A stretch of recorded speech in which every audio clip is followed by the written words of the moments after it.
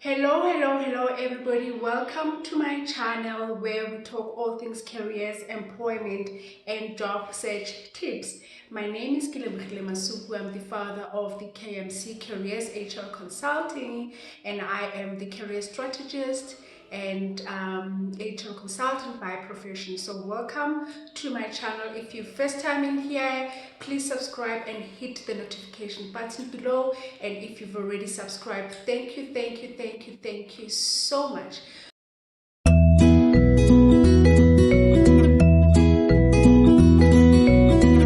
Today we are talking about a very difficult topic, retrenchment. And we know that it's something that has happened to a lot of us during COVID-19. So it's something that it is very important. I know that there's a lot of people who have been affected by this. There's still a lot to come within the job market, and let's be honest, employers this time could not do anything. Employers this time have been negatively affected by COVID-19, and hence some of you had to go through the retrenchment. But what's important about the retrenchment is that, like any other dismissal, a process must be followed. So there is a certain process that the employer needs to follow in order for your retrenchment to be considered a fair retrenchment. Now, this is just an information sharing. I am not an advocate. I am not a lawyer. I am an HR specialist, and labor law is one of the things that I am really passionate about, because that is what governs the relationship between the employer and the employee. So I'm just sharing information, and it's up to you that you do something about it or you don't do anything about it. Or if you know there's anyone that has been affected, that you can share this information with them. But today I just want to talk about what is it that is important that you need to know when an employer decides to retrench you, or when you have been retrenched. What are the steps that your employer has taken to ensure that they have finally given you that notification to say you are going to be retrenched? So retrenchment is one of the grounds that the Labor Relations Act permits employers to dismiss employees. So we know that there's other two of them, which is dismissal due to the conduct of an employee, dismissal due to capacity of the employee, and this time around, dismissal based on the operational requirement of the employer, meaning the business of the employer. And a good term to that is retrenchment. Now, we're saying operational requirement, but what are these requirements that really propel or permit the employer to dismiss employees? Number one, we are saying if the employer is suffering, economic loss, economic suffering, they can retrench. Number two, if the employer is suffering technological requirements of the business, they can retrench. And number three, which is structural requirements, they can retrench if the employer is suffering in terms of its structure, its organization. They can definitely retrench. So if you have been retrenched and the employer has not done what we are going to discuss now, which is very important, because you cannot wake up in the morning, the next thing you get an email that says that you are going to be retrenched, or you get an SMS that says that you are going to be retrenched. There is a procedure in which the employer needs to follow in order for the dismissal based on its operational requirements to be fair. So there is definitely a process, and if there was no process that was undertook when you were retrenched, please look into it, get advice, get the labor lawyers, get somebody to help you, because that is deemed to be unfair. The employer cannot just wake up in the morning and say they are retrenching you. You cannot wake up and get an SMS to say you are being retrenched. There is a process that has to be followed prior to that notification. So what is required? What is this process that we're talking about when an employer is contemplating to dismiss employees based on its operational requirement. Number one, we're talking about consultation. The employer must consult with a trade union, meaning your trade union, if you have registered with a trade union. In the absence of a trade union, it has to consult with you directly. So the employer must make sure that they consult, and it must be in writing. It's not something that they can make a call and say, hey, come, let's talk. No, they have to call you. I mean, they have to put it in writing. Sorry, they have to put it in writing that they want to engage in a consultation process with you or your trade union. And what are the things that are very important or key during the consultation? So even if they are consulting with you, there is still issues or various matters that the employer must consult with you. And what we're talking about is stipulated in section 189 of the Labor Relations Act. It's not something that the employer can come up with. There is a list of things that the employer must consult you about, which is what we're going to discuss now. We're not going to go too into detail in terms of what each means, but these are at least things that the employer must consult with you when they are contemplating to retrench you. Number one issue that the employer must consult you about is the reason for the proposed dismissal, meaning the reason for the proposed retrenchment. What are the reasons that they want to retrench you? That's number one that they need to consult you about. Number two issue that the employer has to consult you about is alternatives that the employer considered before the proposed dismissal or retrenchment, meaning one of the prerequisites for employers when it comes to retrenchment is that the employer must try to avoid retrenchment as far as possible. They have to avoid it. And one of the ways, or three of the ways that the employer can avoid retrenchment, number one is to reduce working hours. Number two is through demotion.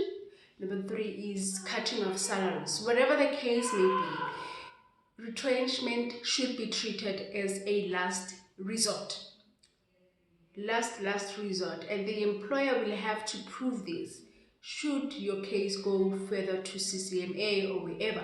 So they must make sure that before they decided or consider to propose retrenchment, there is various things that they looked at within the business to say, how can we then avoid to retrench? Can we, cut salaries? Can we demote certain people? Can we reduce working hours? So those are the alternatives that the employer can consider before trying to retrench. Number three is they need to consult about is their reason for rejecting those alternatives. So say you go into the boardroom with the employer, they're saying, okay, this is what we are contemplating to do, before we decided to retrench. Can we talk about it? We decide that we want to cut your salaries.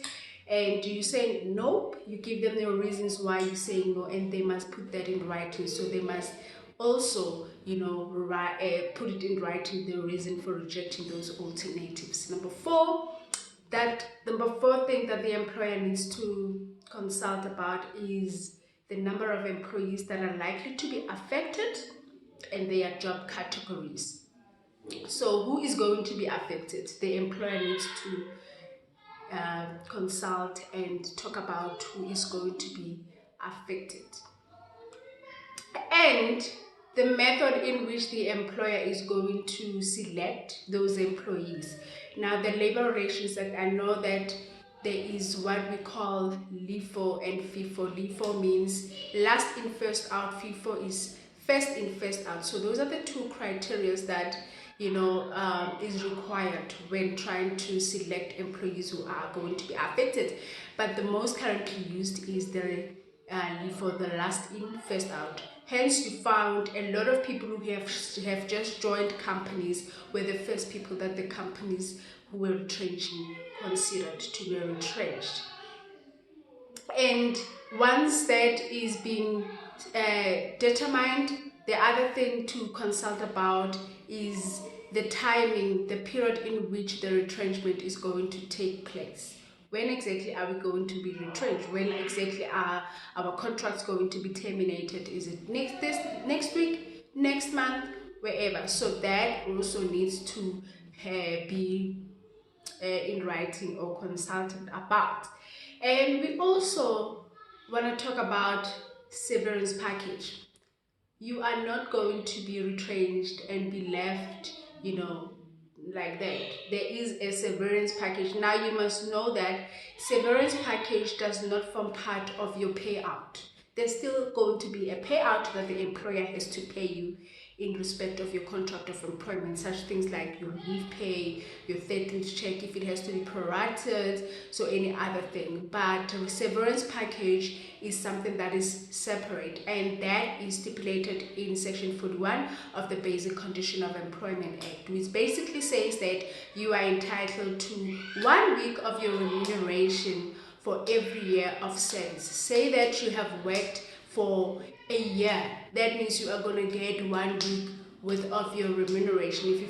If you've worked for 5 years, it's 1 week times 5 years. 1 week of your remuneration times 5 years. So that is how severance package is calculated. However, employers can come up with another different settlement, between its employees. And we've seen cases where employers don't have, severance package to pay their employees, and in that case, they are then forced to shut down. It's not easy to really retrain some of them.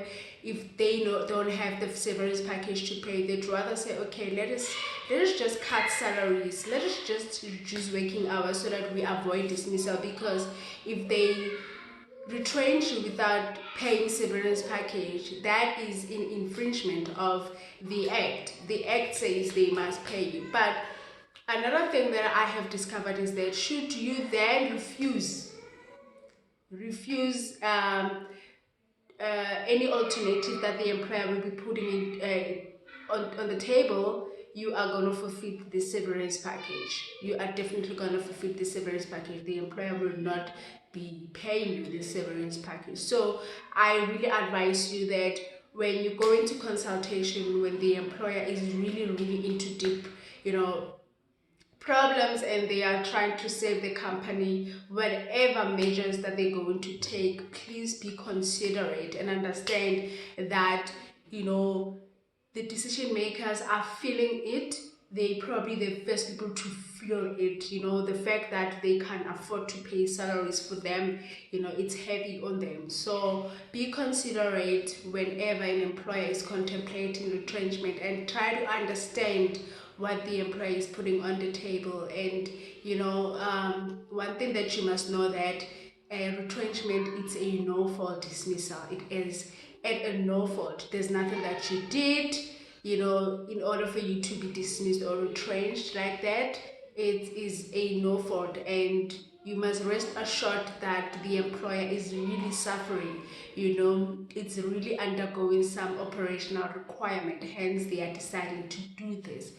So let's move on. And the other two things that I really like about retrenchment, which are very important, is number one, the employer must consult about the assistance that they're going to offer you if you are being affected. Meaning, if the employer knows another company that needs people in your profession, they can speak to them, or refer you, so that is some kind of an assistance that the employer can assist you. Do you need reference from them?